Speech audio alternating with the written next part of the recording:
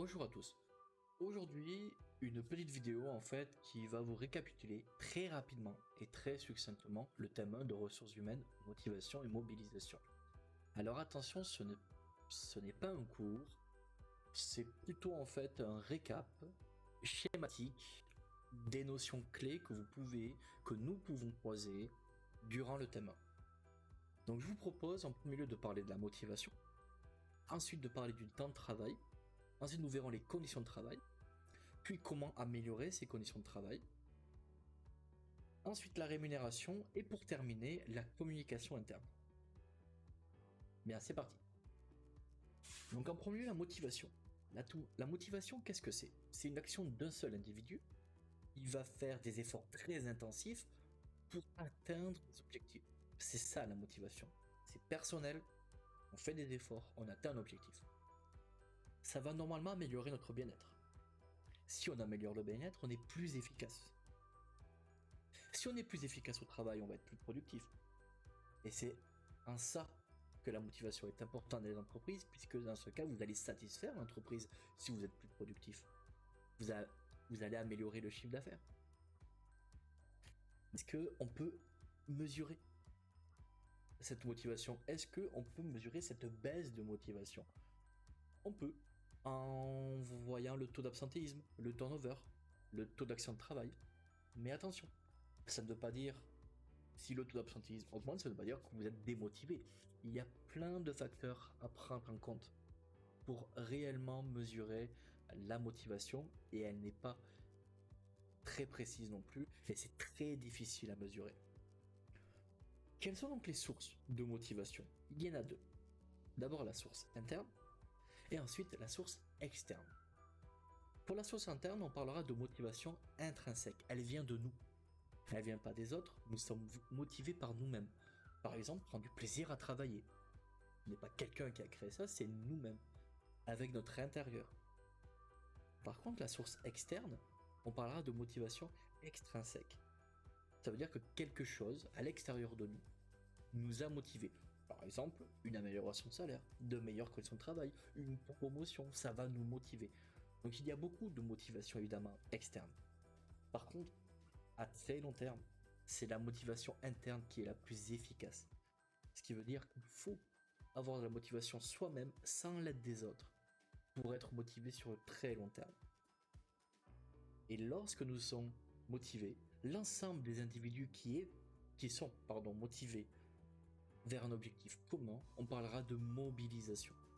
Voilà tout simplement pourquoi le thème s'appelle motivation, mobilisation, et que très souvent en ressources humaines vous voyez la motivation en premier, c'est qu'en fait on vous explique comment on parle de motivation pour aller vers la mobilisation. Et ceci est très important dans le cas des entreprises. Après avoir vu la motivation, nous allons parler de l'aménagement du temps de travail, parce que ça aussi c'est important. Comment travailler différemment en fonction de nos horaires. Donc ça répond évidemment aux besoins des entreprises, mais ça prend aussi en compte les attentes des individus. Les entreprises ont besoin de personnes qui viennent travailler à des heures précises, mais les individus ont aussi une vie personnelle. Et donc, ils évitent les contraintes horaires. Pour cela, il faut quand même créer des modalités. Par exemple, on va fixer des horaires. Par exemple, de telle heure à telle heure, vous êtes obligé de venir. Et à d'autres heures, vous n'êtes pas obligé de venir précisément. Une horaire variable, on peut vous dire, tu viens entre 8h et 10h, et tu repars entre 16h et 18h. Vous voyez, ça c'est variable. Par contre, entre 10h et 16h, il faut être là, non-stop. On va annualiser le temps de travail. Ce qui veut dire que par semaine, des fois vous allez travailler beaucoup, d'autres semaines un peu moins. Mais le tout sur l'année, on va lisser sur l'année, pour faire en sorte que vous soyez, évidemment, que vous travaillez autant que tout le monde. Et la dernière chose, c'est le compte épargne-temps, le CET. À chaque fois que vous travaillez, à chaque fois que vous pouvez travailler pour votre entreprise, vous allez épargner du temps pour vous former. Et nous verrons ça dans un autre chapitre. Donc tout ceci, ça va permettre d'équilibrer la vie perso et la vie pro. Et si vous avez équilibré la vie pro et la vie perso, alors vous allez être plus performant. S'il y a un équilibre entre votre travail et ce qui se passe en dehors de votre travail, vous allez pouvoir être plus performant. Et nous avons vu que si dans le chapitre 1, si on est plus performant, donc on va être aussi plus motivé, et donc on va gagner du temps, on va être plus productif. Et tout le monde va y gagner. Voilà ce qu'on peut dire assez rapidement sur l'aménagement du temps de travail, ce que vous devez comprendre quand on parle d'aménagement du temps de travail. La prochaine notion sont les conditions de travail et l'impact qu'il peut y avoir sur la performance économique de l'entreprise. D'abord, c'est comment on peut arriver à concilier l'amélioration de travail et la performance. Après tout, si on veut améliorer les conditions de travail, ça coûte cher. Et pourtant, l'objectif de l'entreprise, c'est quand même faire du profit. Tout simplement, c'est qu'il existe des risques professionnels, des accidents de travail, des maladies professionnelles, mais aussi des risques psychosociaux. Et tout ça, en fait, ça va générer de la baisse de motivation, donc de la démotivation. Et c'est l'effet inverse, quand on est motivé, on est plus productif, mais quand on est démotivé, on est moins productif. Si on est moins productif, on va faire baisser la performance de l'organisation. Donc, l'entreprise a tout intérêt à limiter les accidents de travail, les maladies professionnelles et les risques psychosociaux. Un petit point sur les risques psychosociaux, il y en a de plus en plus. Le stress, le burn-out, le brown-out, c'est-à-dire on ne sait plus pourquoi on travaille. Du coup, il va y avoir des outils. On va regarder le bilan social, obligatoire à partir d'un certain seuil, où on va observer ce qui se passe dans l'entreprise, et des tableaux de bord sociaux, où on va calculer les fameux indicateurs qu'on a vus avant.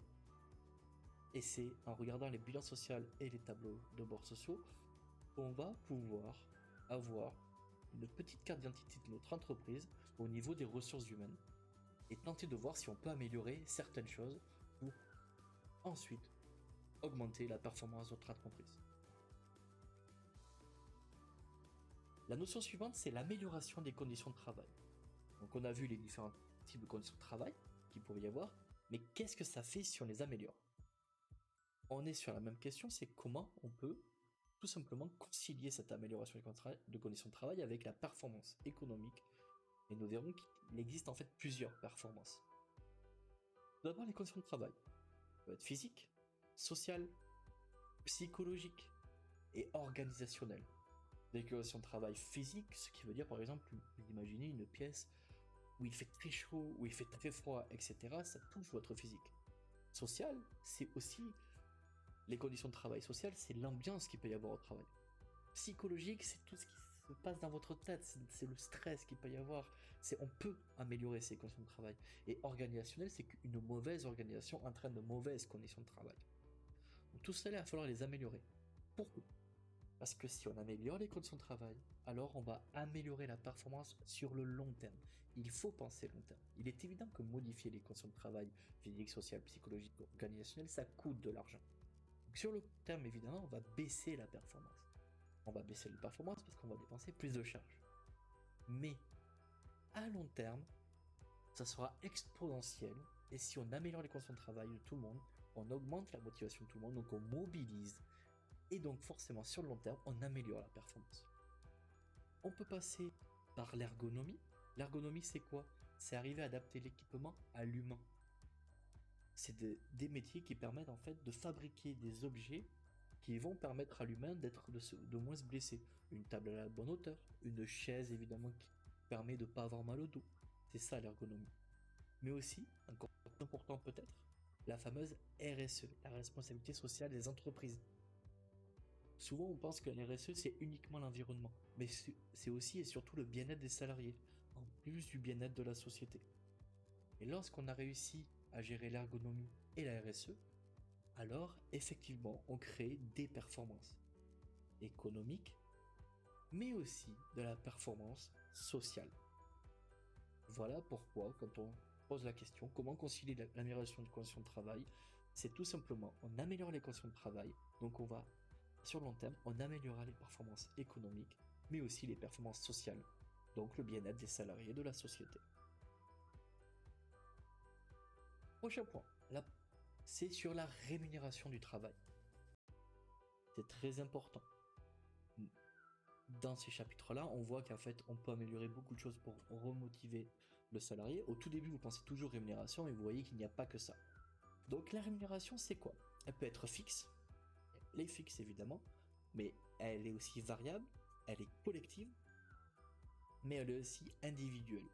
Et de plus en plus, on va vers une individualisation de la rémunération.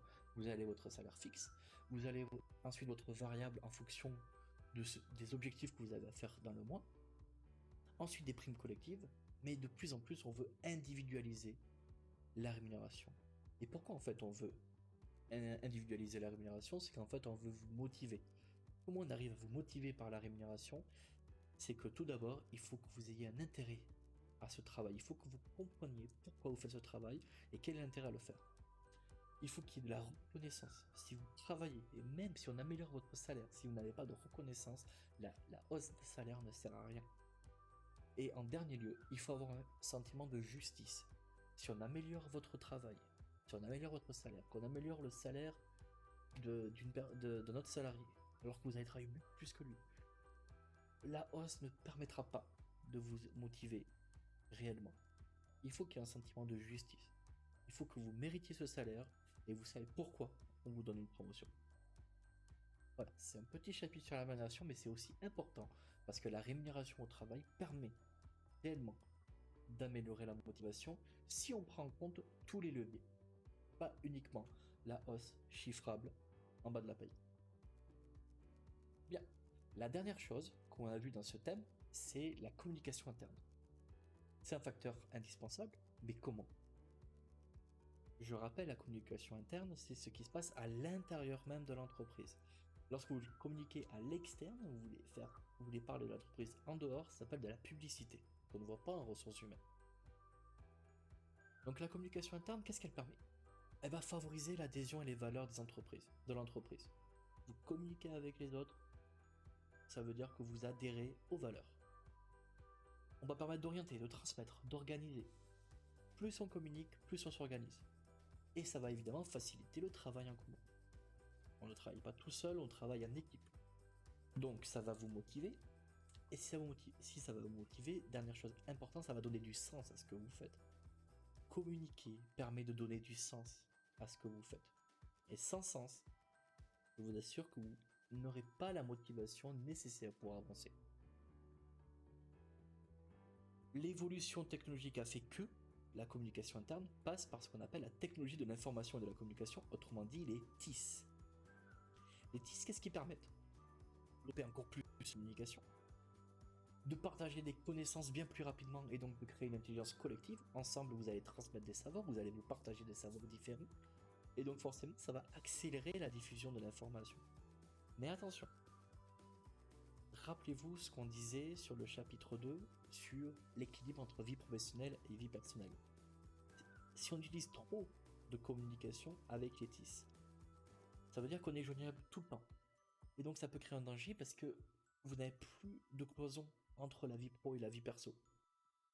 Et donc il faut évidemment limiter les TIS, de ne pas en faire tout le temps.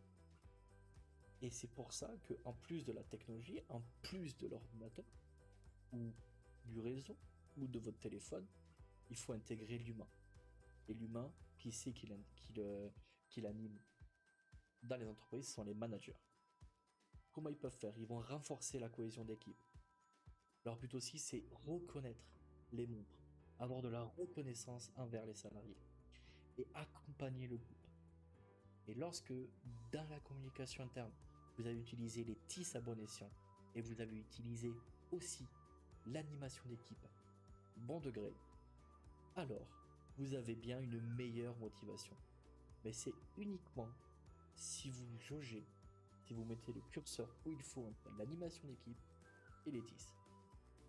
Et alors oui, la communication interne permettra de motiver et donc de mobiliser ensuite toute l'équipe. Et nous en revenons, encore une fois, si on motive, si on mobilise, on augmente le bien-être, on augmente l'efficacité, on augmente la productivité. Et par un jeu comme ça, on peut augmenter le chiffre d'affaires, voire le bénéfice, et satisfaire ainsi tous les collaborateurs de l'entreprise. Voilà ce que je pouvais dire sur le thème 1. Je rappelle, comme vous voyez quand même, ce n'est pas un cours, c'est un rapide récapitulatif de tout le thème. Pensez-y, relisez votre cours, n'hésitez pas à regarder cette vidéo plusieurs fois pour bien comprendre tout ce qu'on peut voir dans ce thème. Si vous avez des questions, n'hésitez pas, vous savez comment me joindre. Et je vous dis à très vite pour une prochaine vidéo. Merci.